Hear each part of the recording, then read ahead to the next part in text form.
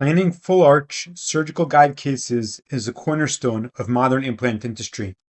This video will empower you to master these procedures by breaking down the integral elements of planning. We'll demonstrate how a powerful combination of existing and brand new functionality in Blue Sky Plan can dramatically simplify and streamline your workflow for predictable, outstanding results. In this video, we will cover topics such as creating a surgical guide from a dual scan technique, a CT scan of the patient, as well as a CT scan of the denture, merging them and creating the surgical guide. We will also cover topics such as segmenting the bone using the completely fully automatic segmentation functionality in Blue Sky Plan to design a bone-supported surgical guide. We'll also cover some tips and tricks along the way, such as having the implant angle visible appear on screen, making sure that implants are parallel to each other, as well as treatment planning with fixation pins. Okay, so let's get started by loading the data for our dual scan technique surgical guide. We're going to load the CT scan of the patient, load an additional CT scan of the scan appliance with markers. I'm using version 5.0.27 of the Blue Sky Plan software. If you're using anything older than that, then please download the updated version from the BSP5.0 website. So I'm going to start the process by choosing implant planning and surgical guides, and then choosing the option for surgical plan with CT and optical scan. Now we have the option of associating the plan that we're going to be creating with a particular patient. If you like to proceed without doing this, then just keep the option for skip selected by default and go ahead and select the relevant jaw. I'm going to go ahead and create a new patient. We'll call the patient Sky Blue. That's the required data, the first name and last name. You can enter the patient's name or unique identifiers. The rest of the relevant information that appears here is optional. You could go ahead and enter it if you like. It will help you search based on that information. Otherwise, just go ahead and click the Create button. We could see our new patient now shows up here, Sky Blue, and the treatment is automatically created based on what we selected, surgical plan with CT and optical scan. If we want to edit it, we could go ahead and click the Edit button, and we could change it, for example, with dual scan technique, and then click the Update button. And we're going to proceed to select the relevant jaw, which is a mandible, and then click Next to move to data import. The dialog box to select the patient's CT is opened automatically. Here we have the DICOMs as one file, but if it's a folder with multiple files inside of it, then just select the relevant folder. Once you've selected the patient's CT scan, go ahead and click on OK. Select the relevant series. Here we just have one. I'm going to click OK. And here we could narrow the field of view if relevant by grabbing any of the margins and just sliding them inwards in any of the different sections. I'm going to leave it because the relevant field of view was scanned, and I'm going to click OK. We could see the preview of the patient's CBCT scan. At this point, we're not going to import anything else. We'll have an option to import the scan appliance in just a minute, but this is the required data for this stage, and we're not going to be importing an optical scan for this case, so we're just going to proceed without it. I'm going to click the next arrow on top and wait for the data to be loaded into the case. The software now opens with the patient CT scan loaded, and we have a dialog box asking us if we would like to import any additional surfaces. So we are going to choose the option for import CT scan of denture or scan appliance with markers.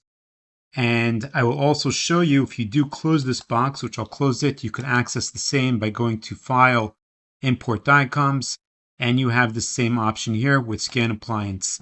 Either one is fine, and we'll give you the option of importing that second CT scan with the scan appliance and markers. So just as a reference, if you're looking to buy those markers, we do have them on the blueskyplan.com website. You could scroll down to the components section and then click on cone beam markers. We carry them on our website in boxes of 110 per box. Okay, we're going to navigate to the location of the CT scan of the scan appliance. Select it. We have the shortcut navigation options going across the top. Let's select the relevant CT scan and then click OK.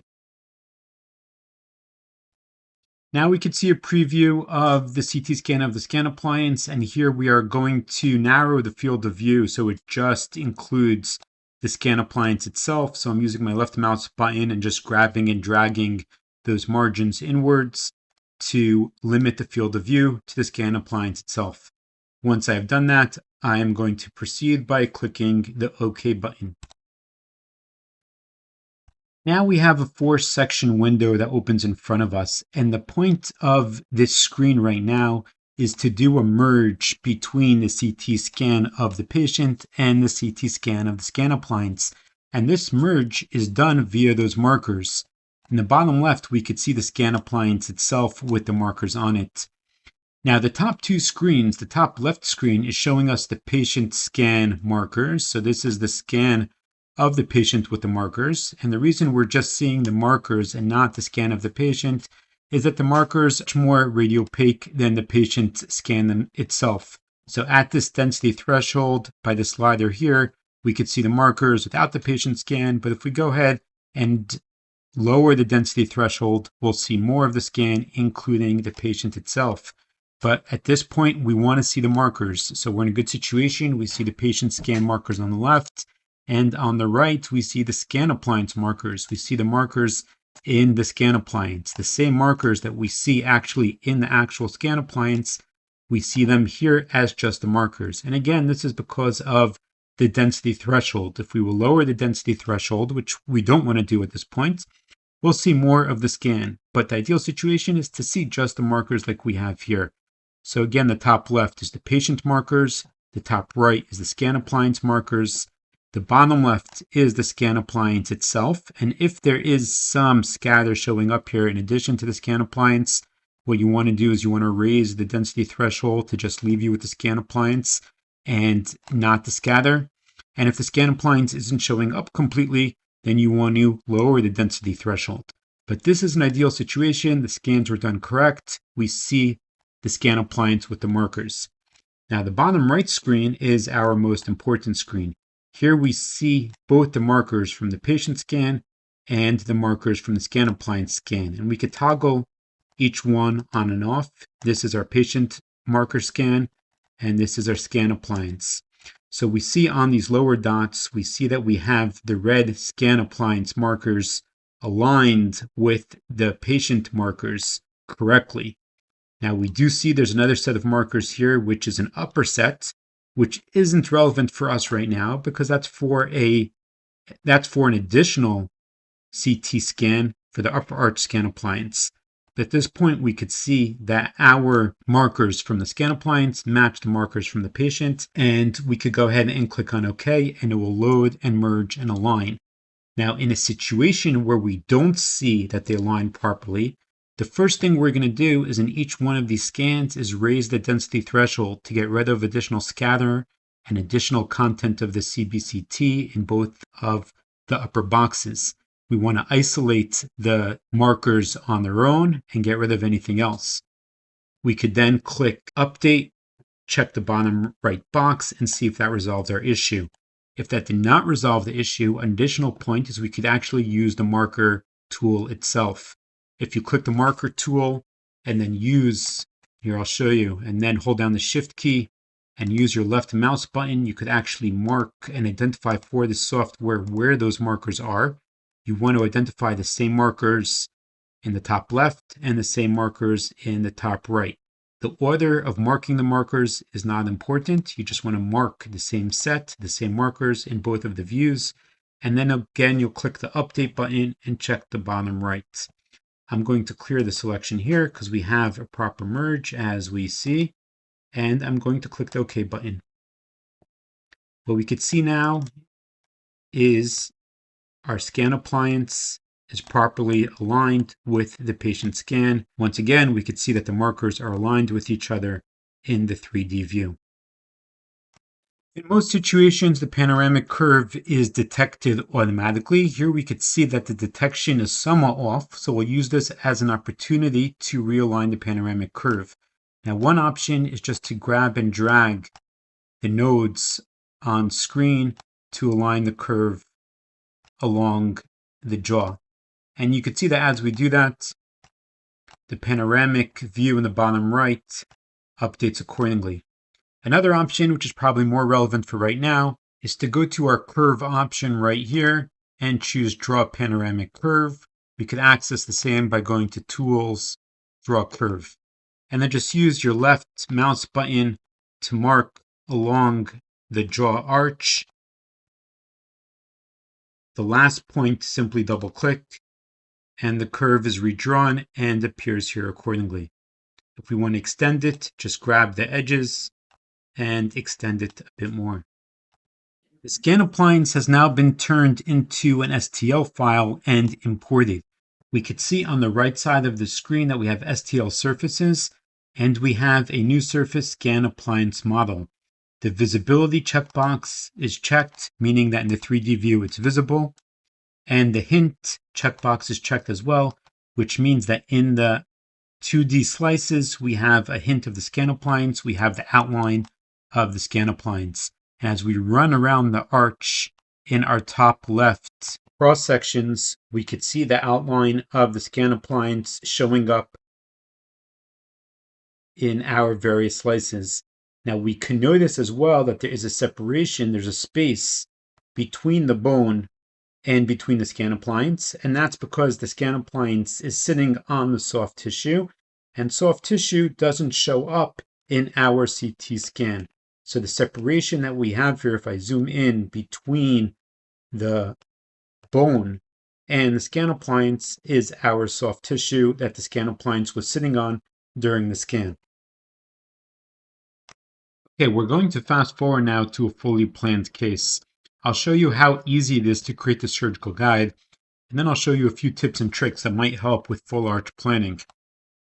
We're going to switch now from normal mode to advanced mode in order to create a surgical guide for a full arch case. We're going to switch over to the guide panel, and now that we're in advanced mode, we have an option to create a scan appliance guide. Before we do that, it is very important to make sure you have the correct draw selected. Make sure you have the correct surface selected from the drop-down list. Right now, we only have one model imported, so we're just confirming it's a scan appliance model. And what we want to do is use the automatic brush. I'll show you what that does in a minute. Basically, it clears out part of the surgical guide around where the osteotomies are going to be. Let's first click Create Scan Appliance Guide. And now if we switch over to the Surfaces panel, we could see our Scan Appliance Guide. Let's hide the Scan Appliance model. Let's hide the CT scan. And here we could see the guide that was created. The automatic brush cleared away the area around the osteotomy to make sure the head of the drill does not have interference. Now, if we wanted to increase the area it clears away to get rid of the remaining area from the scan appliance, I'm going to delete the scan appliance guide by clicking the red X with my left mouse button, and I'm going to go back to the guide panel, increase the brush diameter. Let's increase it all the way. And here we could see Create Scan Appliance Guide is not active, and that's because we need to make sure the scan appliance is visible on the screen. Let's go back here. Now it is active, Create Scan Appliance Guide. Now what this does is we could see the result. Let's turn off and we could see the result is we have a surgical guide with an entire area cleared away. And of course, we want to make sure that there is no very thin part of the guide. Here we see that we are okay. We have the brown software guide tubes. Those also could be turned off. Let's go to implant list. Let's click the header image icon right here. And we could see this is our surgical guide, and this looks to be okay. The software guide tubes for the pins were automatically connected to the surgical guide. If we go back to surfaces and turn on the hint for the scan appliance guide, We could see in our 2D slices as we go around the arch that the inner surface of our scan appliance and our scan appliance guide match perfectly. We could see that the outer surfaces differ as we've cut down the surgical guide. So we have our green line indicating here where we've trimmed it down, and we still have the white outline of the actual scan appliance model. So a couple of tips and tricks that might make treatment planning, especially for full arch cases, easier. Let's turn off our scan appliance guide for a minute. Okay, and let's turn on our CT scan. The CT scan, especially for the dentalist patient, is not the most solid surface, and the CT scan is good at showing you where there is more bone, where there's less bone, and where there is more dense bone. Of course, when you put your arrow over part of the bone, we have the density level, the Hounsfield units showing up in the bottom right of the screen over here. So as I move my mouse around on the different parts of the CT scan, we could see the density level changing accordingly. If you like to make a surface out of a particular jaw, an STL surface that's more clearly defined in its entirety, you could go ahead and switch to Model Master module and then take advantage of our fully automatic jaw segmentation. Select the relevant jaws and then click Start Automatic Segmentation. If there were teeth in the CT scan, this will go tooth by tooth as well and segment each tooth out separately as well. In our situation, it's just going to create the surfaces for our jaws. Okay, we could see the results on screen in the 3D view. We could switch over to our surfaces panel. We now have two additional surfaces, maxilla model and mandible model. Let's turn off our CT scan. And here we could see our mandible model, and we could toggle it on and off. We could change the transparency of the model by making sure it's selected and then using the transparency slider on the bottom of the screen. Now here we could see as well that there's a little padlock next to each implant. Once you finalize the treatment plan, it's a good idea to lock the implant placement so that while you're creating your surgical guides and doing additional manipulations, you don't accidentally move an implant. Let's switch back to our advanced mode. And here we could see that if we right click on an implant, now we have the unlock implant option, or if it's unlocked, we have the lock implant option as well. Okay, I'm going to actually unlock some of our implants. And now, if you are interested in making sure the implants are parallel to each other, you could simply right-click on one of the implants, choose Align with Implant, and then click on the implant to which you would like to make it parallel. Once you click on it, the implants will now be parallel. If we go to Tools, Preferences, and General, here we have Show Implant to Axial Slice Angle. If we turn that on and click OK, we can now see on screen the angle of each implant. We could see the two implants that we've made parallel to each other. Let's make this larger. Have pretty much identical angles. Now this is the angle of the implant to a horizontal plane. If we want to turn on our grid and our visibility, we have the option to show the grid. We could toggle on and off the X, the Y, and the Z, or just show and hide everything together. We have quick show hide options to toggle on and off the implants for a particular jaw in the horizontal toolbar right here. We could hide all the implants in a particular arch, and for the nerves as well. Now, if we wanted to create a bone-supported surgical guide for this case, it is now pretty quick and easy to do, as we've already created an STL surface of the mandible on which the surgical guide can be designed. We segmented the mandible of the CT scan with a single click to create the STL surface. This process used to be a long and tedious process in order to go pretty much slice by slice to turn the CT scan into an STL surface. We now did it with a single click, and we could design a bone-supported surgical guide on the mandible STL surface. Okay, let's go over to the implant list, make our software guide tubes visible by clicking on the icon on top of the software guide tube list column. And now we could switch to our guide panel. Here we have different options to draw this surgical guide curve and create the guide. We could use the option for automatic curve, which we could see drew a curve around the implant osteotomy locations. We can modify this slightly to include the software guide tubes for the fixation pins.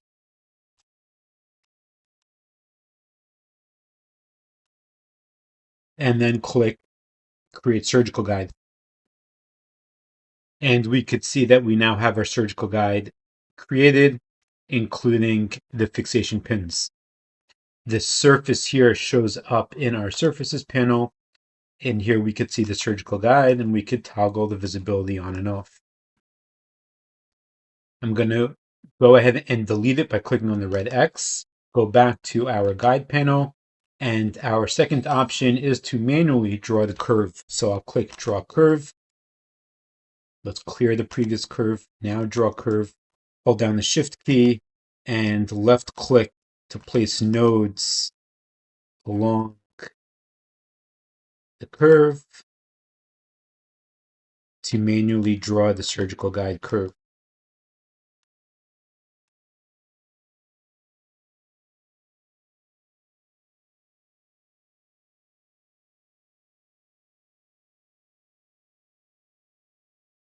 We're going to circle back to our starting point, left click on that to close the curve. And here is the curve. If we want to edit it, we could grab any of the nodes, grab and drag accordingly, and fine tune the placement of the surgical guide curve. Once we're happy with that, we click Create Surgical Guide.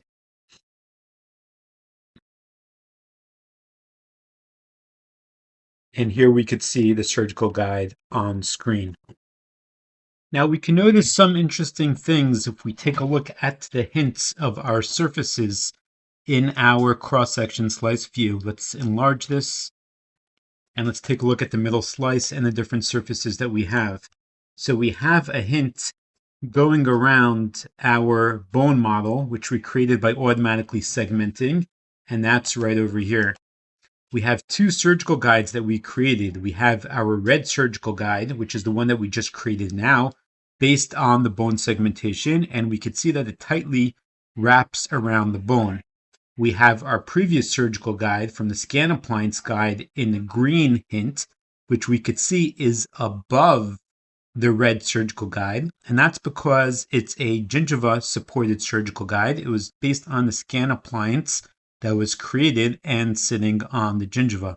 So the difference between our two guides is because of the soft tissue that's between. So we see the difference between a bone supported surgical guide and a soft tissue supported surgical guide.